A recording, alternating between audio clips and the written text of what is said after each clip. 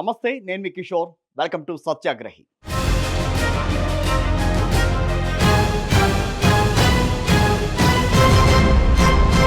నీటి యుద్ధాలు మనకి కొత్త కాదు.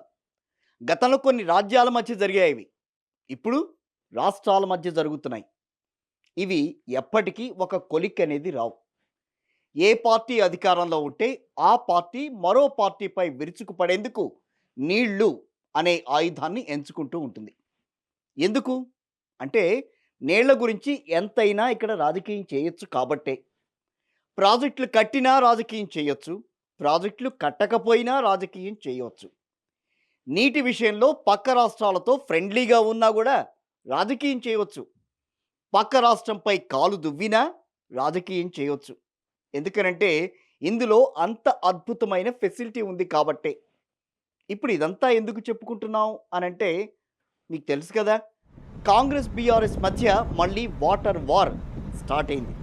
అందుకే అసలు ఈ నీటి యుద్ధం, అదే వాటర్ వార్ ఎలా స్టార్ట్ అయింది, ప్రస్తుతం కాంగ్రెస్ చేస్తున్న ఆరోపణలేంటి, దానికి బీఆర్ఎస్ ఇస్తున్న కౌంటర్లేంటి, ఇందులో తప్పెవరిది ఒప్పెవరిది, ఇదే వాటి మన టాకింగ్ పాయింట్.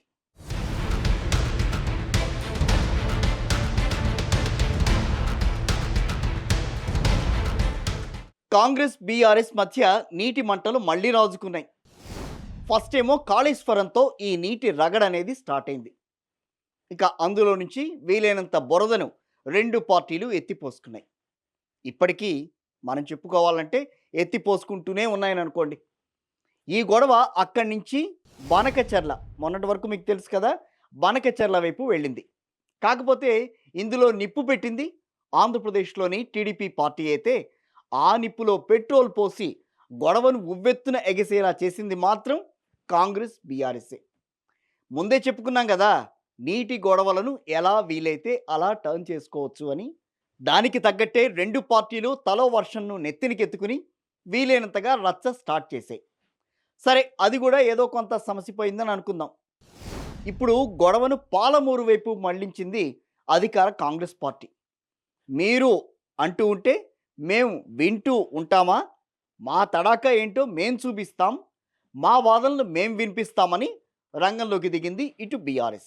అసెంబ్లీ సమావేశాలు జరుగుతున్నాయి ప్రస్తుతం. ఆ సమయంలో రెండు పార్టీలు ఒకరిపై ఒకరు పైచేయి సాధించుకునేందుకు పాలమూరు ప్రాజెక్టును ముందుకు తీసుకొచ్చారు. చాలా రోజుల తర్వాత కేసీఆర్ పెట్టిన ప్రెస్ మీట్తో అసలు ఈ నీటి రగడ అనేది స్టార్ట్ అయిందని చెప్పాలి. రాష్ట్ర ప్రయోజనం కదా ఒక ప్రాజెక్ట్ అంటే, ప్రజలకు నీళ్ళు వచ్చేది కదా, ప్రజలు బ్రతికేది కదా, దాన్ని కొనసాగిస్తారు. ఇప్పుడు ఒక్క తట్టెడు మట్టి కూడా తీయలేదండి. మా గవర్నమెంట్ పోయిన తర్వాత పాలమూరు ఎత్తిపోతల పథకంలో ఒక తట్టెడు మట్టి కనీసం నేను తీయలే. మరి దాన్ని ఎందుకు అబాండన్ చేసినరో, దాని వెనక ఏం ఉద్దేశం ఉందో, ఇంత నిష్క్రియాపరత్వం ఏంది, ఇంత దారుణమైంది. 2 నెట్ సంవత్సరాలు గడిచిపోయినాయి. ఇప్పుడు మేము గమనిస్తున్నాం, కృష్ణా గోదావరిలో తెలంగాణ నీటి వాటాలకు అన్యాయం జరుగుతోంది. ఏపీ ప్రభుత్వం నిర్మిస్తున్న బనకచెర్ల నల్లమల సాగర్ వల్ల తెలంగాణకు నీళ్లు తగ్గిపోతున్నాయి అనేది బీఆర్ఎస్ అధినేత కేసీఆర్ వాదన. ఆయన మండిపడ్డారు కూడా. అప్పుడు తెలంగాణ ప్రభుత్వం గొంతెత్తకుండా తెలంగాణకు అన్యాయం చేస్తోందని ఆగ్రహం వ్యక్తం చేశారు కేసీఆర్. ఇక అప్పటి నుంచి మొదలైంది ఈ వివాదం. ప్రస్తుతం తారాస్థాయికి చేరుకుంది. అటు కాంగ్రెస్ కూడా కౌంటర్ అటాక్ చేస్తోంది. మొత్తం కేసీఆర్ హయాంలోనే నీటి వాటాలపై ఆంధ్రప్రదేశ్కి అనుకూలంగా వ్యవహరించారని కాంగ్రెస్ నేతలు విమర్శించారు. రేవంత్ రెడ్డి కూడా, అంటే ముఖ్యమంత్రి రేవంత్ రెడ్డి కూడా కేసీఆర్పై తీవ్ర పదజాలంతో విమర్శలు గుప్పించారు. వరుస ఓటములతో ఉనికి కోల్పోతున్న బీఆర్ఎస్ను కాపాడుకోవడానికే కేసీఆర్ మళ్లీ జల వివాదాలకు తెరలేపుతున్నారు అనేది ముఖ్యమంత్రి రేవంత్ రెడ్డి ఆరోపణ. రెండు తెలుగు రాష్ట్రాల మధ్య చిచ్చు పెట్టి రాజకీయ లబ్ధి పొందాలని చూస్తున్నట్టుగా మండిపడ్డారు ఆయన.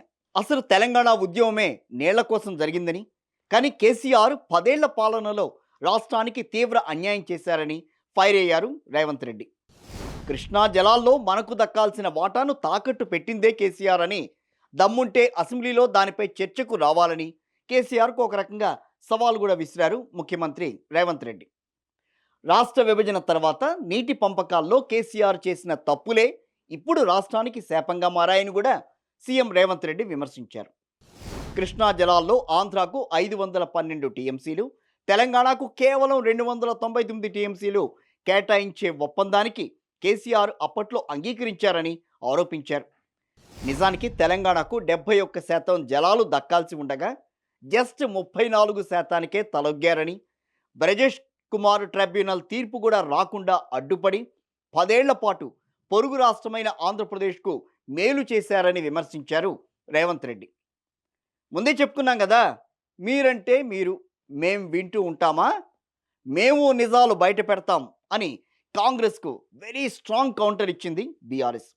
ముఖ్యంగా హరీష్ రావు తనదైన శైలిలో విరుచుకుపడ్డారు.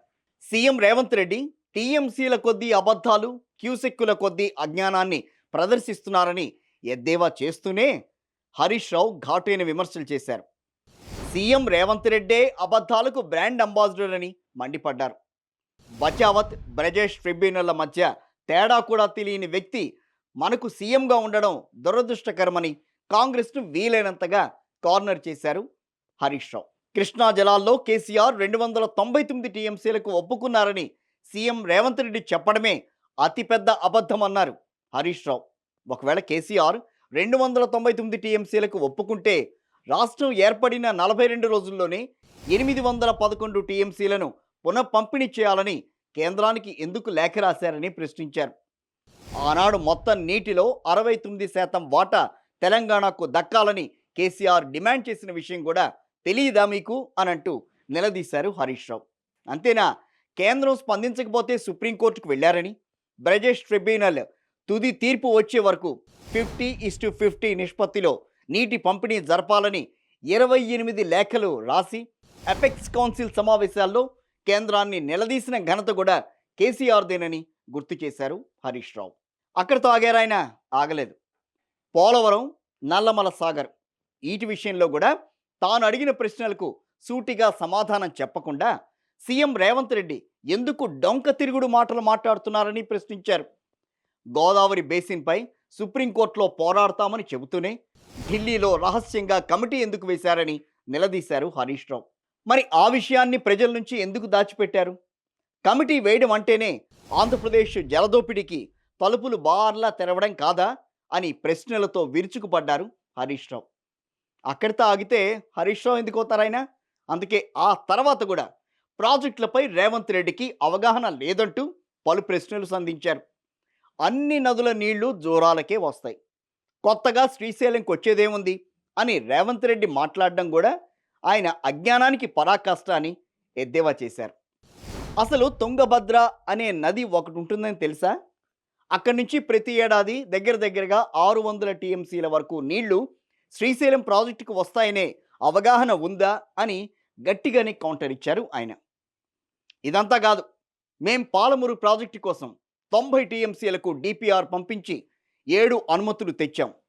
మీరు అధికారంలోకి వచ్చి 2 ఏళ్లయింది, ఇప్పటివరకు ఎందుకు ఒక్క అనుమతి కూడా తీసుకురాలేకపోయారు? పైగా డిపిఆర్ కూడా వెనక్కి వచ్చేలా చేశారు. అసలు ప్రాజెక్టులపై చిత్తశుద్ధి అంటే ఇదేనా? పాలమూరు రంగారెడ్డి ప్రాజెక్టుపై ఎన్జిటిలో కేసులు వేయించడమే మీ పనితనమా? దీన్ని ప్రాజెక్టును కాపాడడం అంటారా, ద్రోహం చేయడం అంటారా అని ప్రశ్నల వర్షం కురిపించారు మాజీ మంత్రి హరీష్ రావు. ఇలా మొత్తానికి 2 పార్టీల మధ్య, 2 రాష్ట్రాల మధ్య వాటర్ వార్ ఎడతెగకుండా సాగుతూనే ఉంది, సాగుతూనే ఉంటుంది కూడా. ప్రాజెక్టులు, నీటి వాటాలు ఎప్పటికప్పుడు రాజకీయ అస్త్రంగా మారడం తప్పించి ప్రజలకి ఇక్కడ నయా పైసా ఉపయోగం ఉండదు అనేది మాత్రం కాదనలేని వాస్తవం. అయితే ఇందులో ఎవరు మేలు చేశారు, ఎవరు అన్యాయం చేశారు అనేది మాత్రం ప్రజలే తేల్చి చెప్పగలరు. అప్పటి వరకు ఇలా ఈ ఆరోపణలు కొనసాగుతూనే ఉంటాయి. ఇది వాటి మన టాకింగ్ పాయింట్. మరో ఇంట్రెస్టింగ్ టాపిక్తో మళ్ళీ మీ ముందుంటా.